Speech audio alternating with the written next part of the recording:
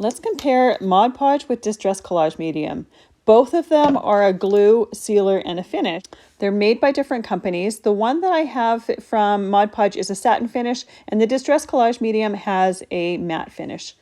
The Mod Podge is a lot more liquid, whereas the Distress is a lot more jelly almost.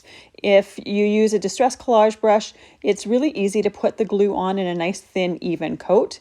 You can put it over the whole piece of paper or just where you're wanting to put your collage paper. I just have some Distress Collage paper here. You can use whatever you want to collage your pieces on or to glue on. I'm using the glue or the Mod Podge underneath it as well as on top so that I'm using it as a glue and a sealer.